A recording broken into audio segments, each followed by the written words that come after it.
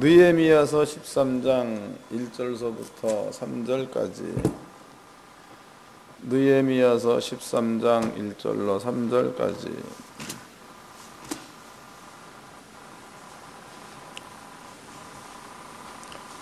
느헤미야서 13장 1절로 3절. 구약성경 747페이지입니다. 느헤미야서 13장 1절로 3절. 다 같이 한 목소리로 합독을 하도록 하겠습니다. 시작.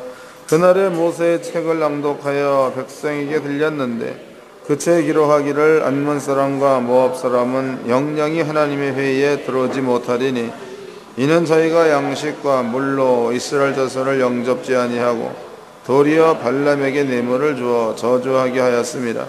그러나 우리 하나님이 그 저주를 돌이켜 복이 되게 하셨다 하였는지라. 백성의 율법을 듣고 곧 섞인 무리들을 이스라엘 가운데 물수히 분류케 하였느니라. 아멘. 오늘 여러분께 들려드릴 말씀의 제목은요, 회심입니다. 회심. 이 말씀을 잘 깨달으시고 하늘의 교회 성도님들은 성경대로 하세요.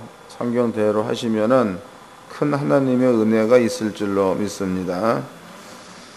먼저 여기에서 느헤미야서가 쓰여졌는데 느헤미야서가 쓰여지게 된 그 시대적 배경입니다. 이거를 조금 설명해 드리도록 하겠습니다. 구약 성경에서 우리가 그 선지자 그러면은요, 히스기야 왕 시대에 이사야가 있었습니다. 이사야. 이제 그 히스기야 왕의 아들 그러면은 므낫세가 되겠죠. 므낫세. 그 므낫세 시대에 일했던 그런 그 선지자는 여기 보니까 예레미야 선지자가 또 일을 했었습니다. 연도적으로 본다면은 예레미야 선지자가 활동했던 그 시대는 대략 BC 600년경에 활동을 했었습니다. 여기서 이제 그 이 느헤미야서는 이로부터 70년이 지난 약 한 530년경이죠. 530년경에 느헤미야가 쓰여졌습니다. 그러면 시간차로 본다면 대략 70년 정도의 시간차가 있는 겁니다. 또 이제 그 선지자로 본다면은 히스기야의 아들 므낫세, 그랬으니까 이사야와 예레미야는 어떤 면에서 본다면 동시대에 활동했던 그런 그 선지자다라고도 볼 수 있는 거죠. 그럼 여러분들이 이번 시간에 여러분들이 두 가지를 좀 마음 가운데 새겨놔야 될 게 있습니다. 그것이 뭐냐면 여기서 그 70년이라는 그 시간차가 있는데 이 70년이라는 것은 무엇을 의미하는가? 이걸 한번 읽어보도록 합시다. 성경적으로. 예레미야서입니다. 느헤미야보다 70년 앞선 예레미야서. 구약 성경 예레미야서 15장입니다.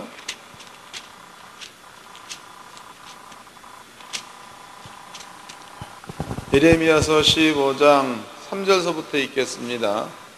예레미야서 15장 3절.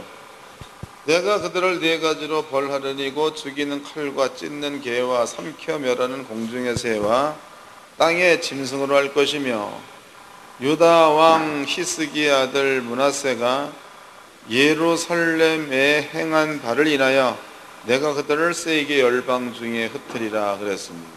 그럼 여기에서 유다 왕 히스기야 아들 므낫세가 하나님 앞에 엄청난 잘못을 범했다는 거죠. 그러면 므낫세가 범한 잘못이라는 게 어떠한 것들이 있는가 한번 찾아보도록 합시다. 열왕기하 21장입니다. 열왕기하 21장.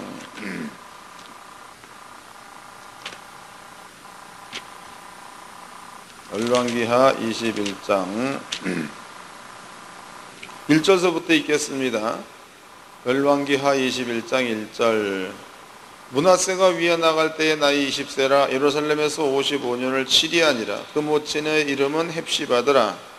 므낫세가 여호와 보시기에 악을 행하여 여호와께서 이스라엘 자손 앞에 쫓아내신 이방 사람의 가증한 이 일을 본받아서 그 부친 히스기야의 헐어버린 산당을 다시 세우며. 그러니까 므낫세의 아버지 히스기야는 산당을 헐었다고 우상 숭배하는 것을 파기했다는 겁니다. 근데 그 아들 므낫세는 다시 산당을 세웠다 이 말이죠. 3절을 다시 읽겠습니다.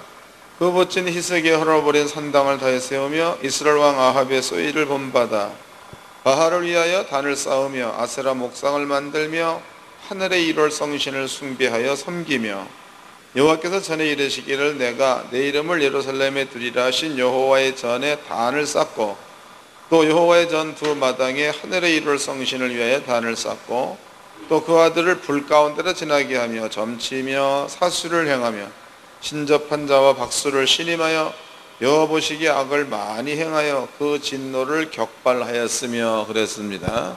그러면 지금 므낫세가 저질른 죄입니다. 그 므낫세가 저질른 죄는 열왕기하 21장을 보니까 하나님의 성전이 이렇게 있습니다. 여기는 그 성소가 되겠죠. 여기는 그 지성소가 됩니다. 그리고 여기는 성뜰이 됩니다. 성뜰 안에는 번제단이 있고 물두멍이 있습니다. 그러면 성전은 말 그대로 하나님이 거하신 하나님의 처소입니다. 처소.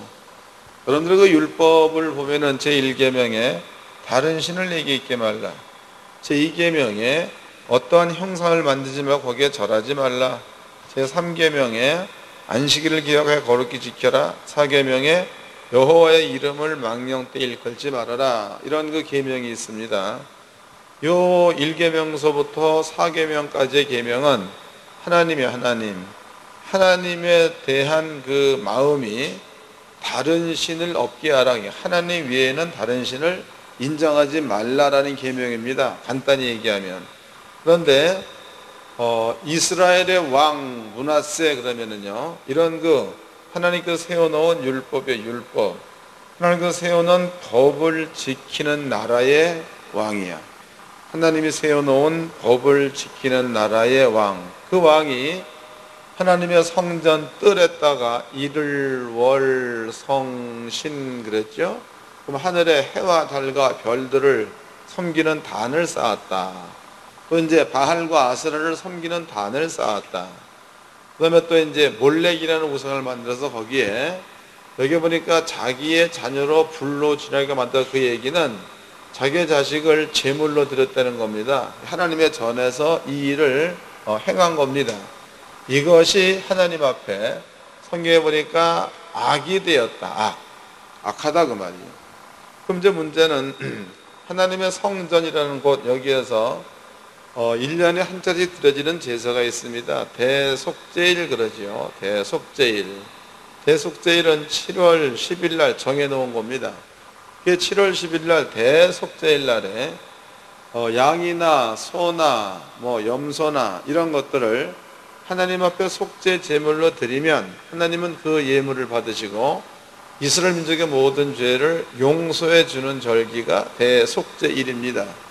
그럼 하나님께서 이스라엘 민족한테 이것을 제사법 가운데 규례로 정해놓은 거니까, 그러니까 이스라엘 민족이 만약에 무슨 죄를 지었다 그러면은 하나님의 전에 제물, 양을 가져온다거나 소를 가져온다거나, 돈이 없으면은 비둘기를 가져온다거나, 비둘기 살 돈이 없으면은 가루를 가지고 온다거나 이래 가져와 가지고 하나님 앞에 속죄제를 드리면 어떠한 죄를 지었든지 간에 용서받는 그러한 일들이 하나님의 성전에서 이루어져야 합니다.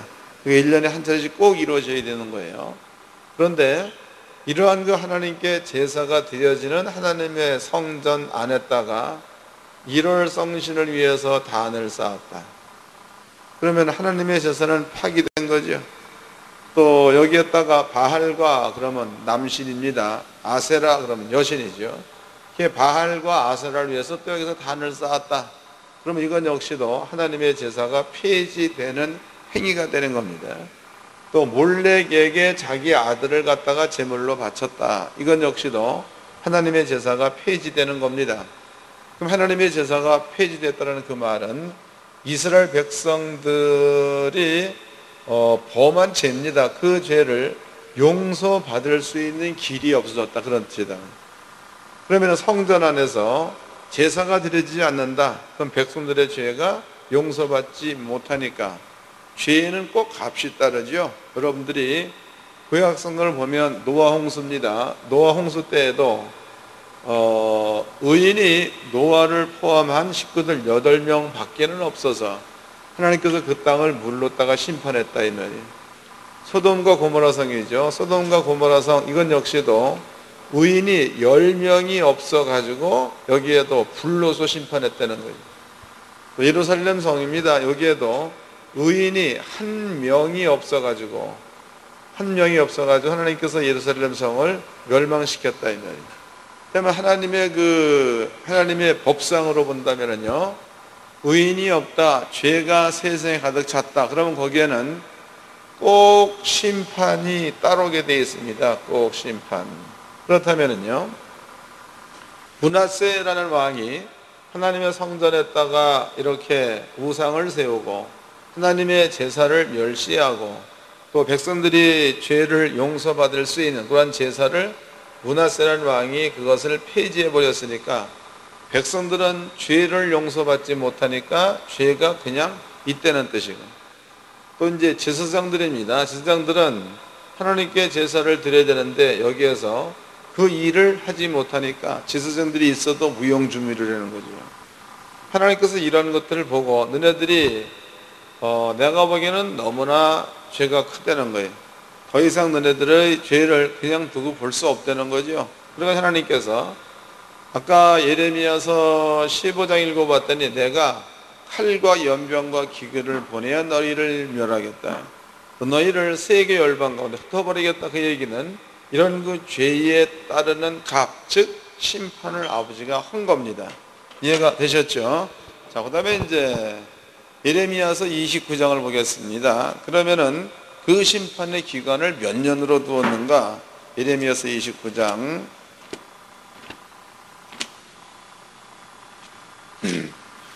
예레미야서 29장입니다.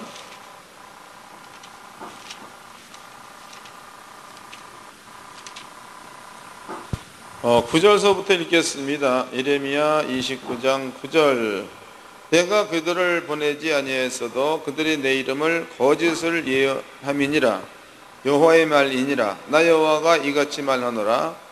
바벨론에서 70년이 차면 내가 너희를 권고하되 나의 선한 말을 너희에게 실행하여 너희를 이곳으로 돌아오게 하리라. 그랬으니까 이제 하나님께서 예레미야를 통해서 내가 너네들을 므낫세가 저지른 죄로 인해서 내가 너희한테 심판하겠다. 그 심판의 내용이 바벨론이라는 그 나라로다가 70년 동안 포로로 보내버리는 겁니다. 그런데 이스라엘이라는 땅은요, 바벨론 나라 사람들의 땅이 돼버리고 이스라엘 살고 있었던 이스라엘 민족들은 바벨론 나라에 이제 포로로 잡혀가는 이러한 그 심판을 아버지가 해버린 겁니다. 그리고 기한을 정해 놓으시기를 거기서 너희가 70년 동안 너네들이 저지른 죄에 대한 대가를 치르게 되면 그러면 다시 너희들의 땅 가나안 땅으로다가 내가 인도해 드리겠노라. 이렇게 이제 아버지가 심판을 하셨습니다. 그럼 이스라엘 민족이 바벨론 땅으로다가 포로로 잡혀가 버리면은 거기에서 70년 동안은 그네들이 저지른 죄에 대한 값을 치르고 나야 돌아올 수 있다는 거지요. 이해가 되나요? 만약에 이제 가나안 땅에서 제사가 드려졌다 그러면 지네들이 저지른 죄 때문에 양이 대신 죽는다, 소가 대신 죽는다, 혹은 이제 그 비둘기가 대신 죽는다, 가루가 대신 태워진다, 뭐 이렇게 되어지는 건데, 제사가 드려지지 못하면 죄에 대한 값을 치를 만한 재물이 없는 거니까 본인들이 직접 그 죄의 값을 치러야 된다는 거죠. 이것은 하나님의 율법, 법입니다. 법. 하나님께서 이제 예레미야 시대 때 얘기하기를 내가 이스라엘 민족을 므낫세의 죄로 인해서 바벨론으로 70년 동안 포로를 보내겠다, 이런 얘기를 하셨다 이 말이에요. 그리고 70년이 끝나면 다시 가나안 땅으로 내가 돌아오게 하겠다, 이런 약속을 하셨습니다. 그러면 이제 우리가 읽어봤던 본문의 내용이죠. 느헤미야서는 언제 쓰여진 거냐? 느헤미야서는 그러니까 이스라엘 민족이 바벨론으로 포로로 잡혀가서 70년 동안 잡혀가서 약 한 530년경에 쓰였다 그랬죠. 70년의 모든 포로 기간을 마치고 가나안 땅에 돌아왔을 때에 쓰여진 책이 느헤미야서다 그 말이. 그럼 이스라엘 민족은